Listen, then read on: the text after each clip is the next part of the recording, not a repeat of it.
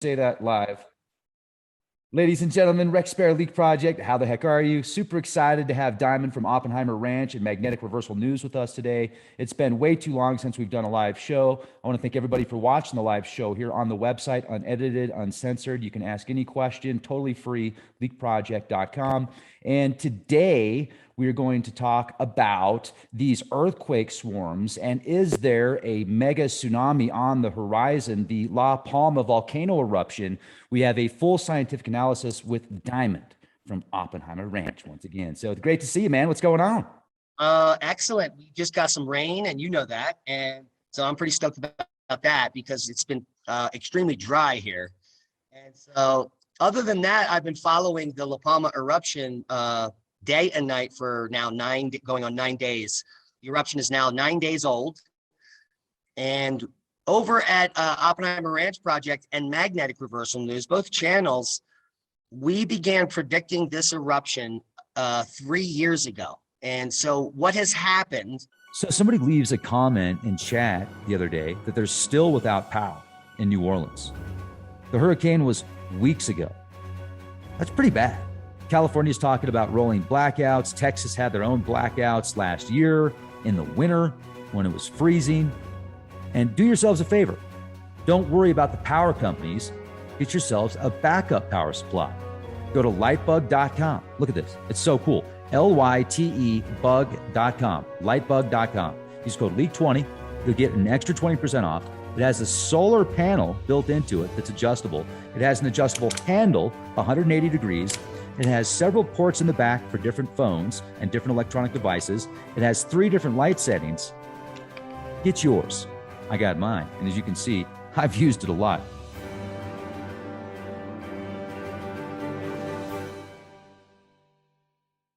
The last eruption at La Palma, by the way, Rex, was in 1971. And so since then, very little has happened. There's been another eruption in the Canaries as recently as a decade ago. And the way this eruption began was a series of seismic swarms that slowly built through time, and then an underwater volcano erupted, and that was in 2010. About 3 years ago, the same type of seismic swarm started happening under Cumbre Vieja, which is a volcano in La Palma. There's the island. Right where that star is the Cumbre Vieja volcano. And so these seismic swarms began about 3 years ago. They happened for about a week, and then they died off, and we reported on it. And what we were assuming back then was that this was the precursor to an imminent eruption. And then about a year ago, there was a larger seismic swarm that we reported on. And so you can see how it's growing. And about 3 weeks ago, a seismic swarm of unprecedented size hit La Palma. And it was unlike anything that had ever been seen since 1971. Which is the last eruption there. So what would you assume there? Boom, eruption. And that's what happened. 9 days ago, the island itself split open. This is a type of volcano that's called it's not a stratocone. It's a type of cinder cone effusive fissure volcano, which has got basaltic lava, which is very thin. It's not highly viscous. It runs quickly, kind of similar to Hawaii. And so it's not as explosive and dangerous like, let's say, Mount St. Helens. These types of lavas they push up and make cracks on the surface, and then they just flow out. But in this case, it's got some pressure.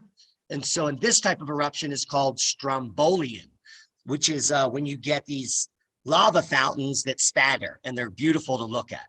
So that's the type of volcano we're talking about.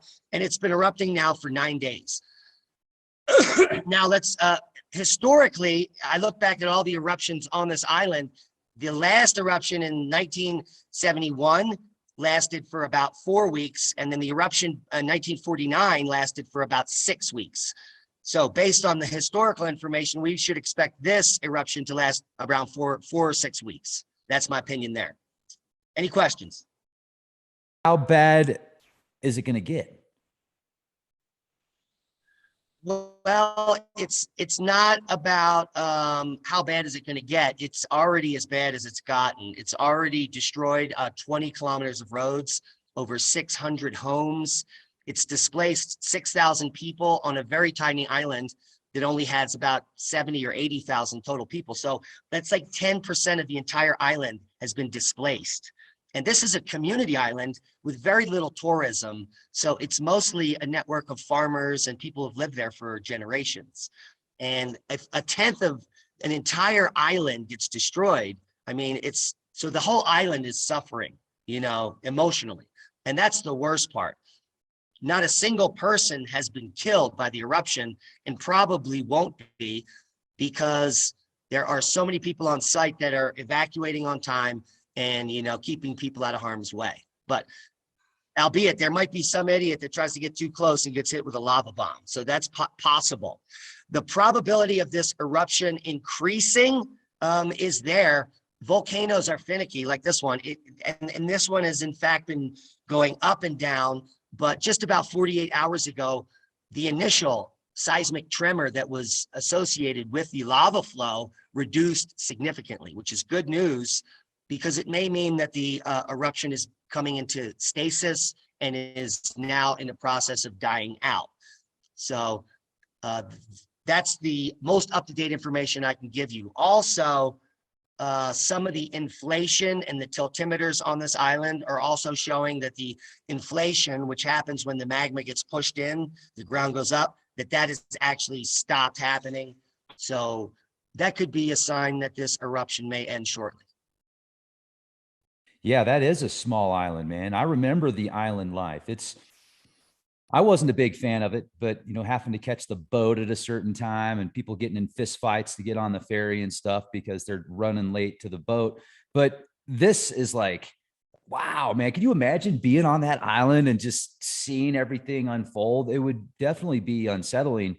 But I do like to hear that when you say you think things are calming down. So it's not going to be like Hawaii then, where it just was oozing for months, lava.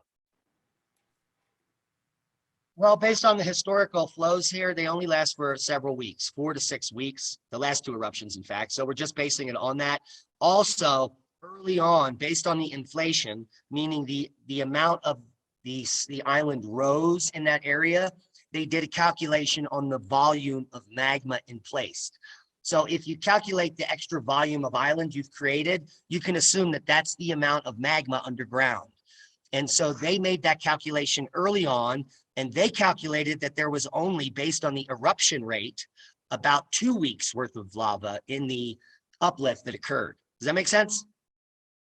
Yeah, absolutely. Thank you for explaining that. So even if it's as bad as it can be, it's the amount of lava under there isn't enough to cause like catastrophic failure worldwide, like some people projected could happen, like a mega tsunami. Okay, well, so let's talk about the mega tsunami scenario. The mega tsunami idea came about over a decade ago. A paper came out that explained that all of these islands in the Canaries have experienced, and this is based on geologic observations. They have, like, let's take La Palma, for instance. Half of the island is missing in just 1 million years. So that means if we went back in time 1 million years ago, La Palma would be, instead of 48 kilometers long, maybe 100 kilometers long and twice as wide. So when you think about it at that scale, where did all that material go? Well, because it's such a steep island, it rapidly shed into the ocean via landslides. And if you go back and look at a picture of La Palma, it's a very steep, pointy island with really steep scree slopes. Yeah, if you just pan in on that baby, we're going to be able to see what type of topography is there. It is basically a spine that runs down the middle of the island there, just to the right of the exclamation point. And then, so here's the worry. If you can just go down to the southern tip of the island and show that. So I'm waiting for you to get that up there, because now move a little forward there. We want to pan out a little, yeah, and then come down on the island so where we see the eruption is happening. The first thing you're going to notice as we're looking at this is that there are tons of cinder cones everywhere. And so it's not like the people of La Palma didn't know this was a volcano or had the potential to erupt, because there are volcanic rocks everywhere. If you could pan out further so we could just see the lower half of the island, that's what we're looking for, the bottom half. We want to see that ridge in the middle. So you're way too close in. There we go. And so you could see in the center there, those are all cinder cones. All those circular features are where the volcano has vented before, and you can see dozens of them all up on that spine. Another thing you can see up on the spine of this island is a huge crack. And it appears as if the western side of the island has started to slump down, the whole western side. And there's in fact something called a scarp face, which is indicative of a fault trace or a fault scarp. And so scientists posited that the entire western flank of the island is a fault block, and it could at one point slide completely into the ocean. That would be about 1/4 of the island calving off all at once, and it would move out to the west. And if that were to occur, they then posited that it would create an Atlantic-wide tsunami of catastrophic proportion. So that's the idea that was put out about a decade ago. Any questions so far? No, man. I'll bet you can get some great flights, though. Some great deals on flights out there. Yeah, No, well, you can't actually, folks. the, You can't, because they've shut down the air traffic in the area. So they opened up the airport as of yesterday because they clean the ash off. And the Spanish government up on the mainland in Spain is actually promoting La Palma as a volcano tourism spot currently. And they're about to really help the people of that island. They're going to be paying for all the damaged homes. No one knows how that's going to happen, but so they have some kind of a thing happening. The whole island is under a state of emergency. And yet I think Spain is a great place to go. it's interesting because the volcanic activity has definitely picked up this year. And that was one of the forecasts that both of us saw. And do you see the signs of this volcanic activity as being just natural cycles, or is it natural cycles and magnetic reversal cycle? Well, that's interesting you asked that, because if you actually just look independently at La Palma or that region, we would be expecting a volcanic eruption to happen now, not based on anything external to what's going on, simply because of how often volcanoes erupt in that area. It's about every 40 or 50 years. And it had been a while on La Palma, right? And it hadn't erupted since 71. So that's not out of the ordinary at all. But what is out of the ordinary is the sheer number of these events that seem to be piling up, so to speak. But I can assure you, Rex, that if there is a major flexure point or something shifts, that whatever happens will pale in comparison to any tiny uptick that we're looking at right now. Do you know what I mean? What we would see maybe is a huge VEI 6 or 7 volcanic eruption that would change the weather for several years. At the same time, huge earthquakes happening at the same time. So that would be a scenario in the future that we would be looking towards. Now, I think before any of that type of major geophysical events on Earth occur, in my opinion, that we're going to be suffering from the effects of something coming from the sun. A major solar flare is going to affect a major portion of the Earth in some extreme negative way, whether it be grid down, the loss of the internet worldwide, or something like that. That is going to literally tip over society, and I think lead to like global chaos. Can you imagine if they turn the internet off forever? I mean, wow. They've been in the media, the mainstream. When I say they, I'm referring to the mainstream, has been every single day. I've seen a multitude of articles describing what would happen if there was a solar flare that wiped out the internet. We could see a solar storm that could wipe out the internet. We could see a 100-year solar storm. They've been pushing that and pushing that and pushing that. And usually when that happens, there is something on the horizon that links up. You know, what if they're trying to depopulate rural areas like where we live? Okay. And they know that we love it here and we're never going to leave. But if they were to pretend to shut down the internet across the world and then miraculously be able to turn it on in major cities and just say, everybody come over here, we have internet, that they would literally get a huge portion of the population to move into those smart cities where they would have total control over the population. You just gave them an idea, man. That wasn't, folks, don't try that. I know you're out there listening. $1 million. Did you hear that laugh when he got back from his swing flight in space? He launched his, spaceship swing space. He gets back and they're like, you could do it way better than me, man. But that was like, whoa. Yeah, that was pretty creepy. Yeah, very creepy. The Starlink is great, right? The internet that's going to be hooked up to all these different satellites. Could that also be like a backbone to, if there's a solar flare or major event, people could still have access to the internet by hooking it up to the satellite? Well, I think that's a possibility. I haven't studied very much on the different, so up in orbit, there's different levels of orbit. Some are very close, right when we get out of space, that's low Earth orbit. And some satellites are much further away, hundreds of miles further out. So I haven't really studied what a major plasma event coming through that atmosphere would do, but there are telemetry tools. And what I mean by that, there are devices on Earth that are measuring the different shells and the charging of satellites on the different layers where they're moving around. And some solar flares charge certain areas more than others. So maybe Musk is smart enough to know that the low Earth satellites will be less affected, and that all the older, bigger space junk, like the current networks of satellites, whatever they may be, including some military satellites, will actually fail and his won't. So that could be a possibility.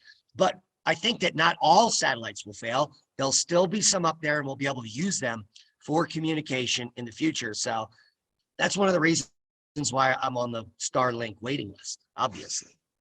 Yeah. Hello. Well, I want to know more about these volcanoes and why you see an uptick around the world. Like, is there a precursor to it? Is it a precursor to something bigger? Yeah, absolutely. There's lots of speculation, but just to break it down in the simplest terms, think about it this way. The Earth has a magnetosphere, right? And because we are entering this time of magnetic excursion or reversal, the magnetosphere is getting weaker as this occurs until the flip point where it drops to almost zero. As the magnetosphere shrinks and weakens, more energy comes in from our sun and from space via the poles. This energy is literally like an electric cord. And so as the magnetosphere wanes, more energy comes in through the poles, which goes to the core, Rex, and this is what powers our Earth and that heat element. So if you're bringing more energy into the core is getting hotter. You have more of these magmas that are moving higher towards the crust. What you're going to get is a huge volcanic event eventually, where the Earth will crack open, all the volcanoes go off, and the shit hits the fan. That's the concept. I'm looking at the area right here, and it looks, all of these islands look very intense. I mean, they all look like volcanoes. Yeah, they are all volcanoes, Rex. I mean, this is, in fact. Then you got the Ring of Fire, right? That is, wow. I'm amazed we're still here, dude. That's all I'm saying. I was like, there's a volcano over there. There's a pandemic over there. There's a solar flare up there. but we're still here. It's awesome. Yeah, and even during the peak of the worst catastrophes on Earth, the Younger Dryas event, when the sea level rose 400 feet in 1,000 years, what was going on then? I mean, we made it through there because we're talking now. So little tiny perturbations that we see, like even the tsunami that killed all those people, that's going to pale in comparison to when a real catastrophe happens, which may be in our lifetime. And does it appear to you, the research that you've done, there's a ramp up in preparation via governments and municipalities for a major event? I mean, this was going on big time in the 50s as well, in the 60s and the 70s in the Cold War, but it seems like it, kind of cooled off and then now it's heating up again. Yeah, I see it in a twofold way. I see the ramping up of billionaires and elites with their secret bunkers. We know Bezos has one. We know that Musk has. They all have underground facilities. They all have ways to get off planet. And I mean, just think about it. Elon Musk's boring company is really, we're going to have underground highways. There's something else going on there with those boring machines, not just for a loop around Vegas or any of those stupid tunnels. There are other tunnels being built by other billionaires, and there needed to be a company to build these tunnels. And so that's what's going on there. So I think this has been rolling out for decades. You know, it has. The U.S. military's underground facilities and NORAD and God knows what other secret bases and how much underground facility they have in Area 51 and in other places like that we drive by all the time when we go on our journeys. And also, can you imagine the infrastructure that they're building in those secret locations that's hardened? So there's a reason they're not hardening the grid on the surface, but I'm sure they're hardening it underground in their facilities. It's because if when the event occurs, the amount of control, let's say all the government still has internet and communication, but no one on the surface does. Do you know how much control they would have at that point? We would literally be like insects, and they could just herd us around. I mean, so it could be very strange times coming up. And so, but I like to live life each and every day as if it's my last. And when I wake up, I'm blessed to be here and just enjoy every moment of it. Because even though it appears as if we are living in an Orwellian dystopian movie, and it is ever increasingly getting wackier, my daily life is pretty darn good. Right on, man. Absolutely. So what's your next prediction for a major volcano? Well, I think that what we're going to see is 2 large volcanic eruptions in Iceland happening shortly in the next few months. And this would be Askja, Askja, and Grimsvötn. And there has been a series of Jökulhlaup, which is glacial outburst floods that are coming from Grimsvötn, which is a subglacial volcano. It's under a glacier. And so what happens is all of a sudden on the side of the ice field, these rivers start outputting huge amounts of water and they start flooding. And it's because the volcano is heating up under the glacier and melting huge lakes of water. And what happens on Grimsvötn is if you melt enough of this ice because of the heat, the pressure is released from the top of it and it explodes. And this has been happening regularly every 10 years. And Rex, guess when the last time Grimsvötn exploded? 10 years ago. So it's right on time for the eruption. And the last time this volcano went off, it went off at VEI 4 and it shut down air travel for weeks. And it literally decimated the region. So we could see an eruption coming from Grimsvötn. The seismicity is slowly picking up. And Askja is just to the north and a little bit east of there, where there's no ice. And so those are my predictions for the next largest eruptions. Also, we're going to see Hawaii erupt shortly. And all the signs are happening in Hawaii for magma being in place there. And so there should be another eruption at Kilauea in the months to come. Wow, man. None of these would be particularly catastrophic, but the Grimsvötn, Iceland volcano does have the potential to erupt maybe a little bigger at VEI 5 and could literally make a winter of hell for the Northern Hemisphere if enough ash and dust and aerosols get shot up and potentially into the stratosphere, because that volcano, when it explodes, can go up to 50,000, 60, maybe 70,000 feet. So that would be the biggest worry coming soon, would be like a nuclear winter because of Grimsvötn. What about like Yellowstone? I mean, do you see anything with that out of the ordinary, or it's just being the sleeping giant that it is? Yeah, Yellowstone doesn't seem to be much of a risk for anything. And if there were ever an uptick there, there would be a hydrothermal event, which would not really be anything because it would just be hot liquids shot high into the sky, as opposed to magma eruptions. Yeah, right on, man. We should give you a new nickname, like with volcano involved somehow. The volcano Oppenheimer Ranch Magnetic Reversal News Diamond Dude. I like that. I like that. I feel like I got schooled, man. This is awesome. I appreciate it.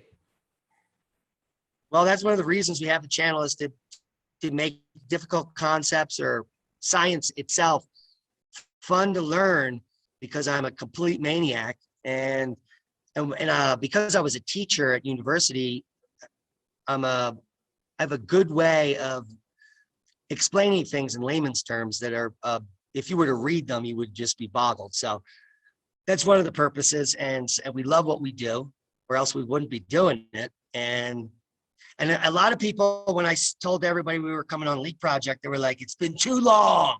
And I agree. In all reality, we should have a once a month show and have, a set time, a set date, so people know about it, and maybe even once a week, but we should at least do once a month. And so many people have been asking about LeakCon. We got to put this thing, we got so much going on, but you know what they say about people that have too much on their plate? They're the best people to get something done. So let's put this together and give people a date and do it. Yeah, I was thinking of, we could definitely throw together a little LeakCon Light where we do like a half event really soon. And then based on the juju we get there, we could have a jumping off for a much bigger event sometime in the spring. So you and I need to discuss that ASAP. Absolutely. And we will. And anything else you want to share with me before we finish this up? No, just as far as all the people listening, the La Palma eruption, you can come follow us over at Magnetic Reversal News, where I've been doing basically an update every 24 or 48 hours as needed on the eruption. And there's like 10 videos. You can pretty much go back all the way to the beginning and follow the eruption the whole way. And thanks for having me, Rex. Oh, thanks for being a guest, bro. This is awesome. And seriously, I feel honored every time we talk, and I'm honored to be your friend. And this is some of the videos here. Now, what I would do, folks, if just when you click on Magnetic Reversal News, hit the subscribe, hit the bell so you get all notifications, and then you can see the videos here that have been updated. I mean, look at that, 25,000 views just a few days ago, 11,000 views 5 days ago. And I think there's some more that aren't even on here. Yeah, 34,000 views, 34,000, 57,000 views. That's what I was looking for. Man, there's a lot of interest in this right now. So, and I can see why. Everybody on the island's watching you, bro. Everybody on the island's like, we know this guy. Nanny. So anyway, on that note, we've got a little bit of a delay here. Be excellent to each other, everybody, and be the change you want to see. Indeed. Stop.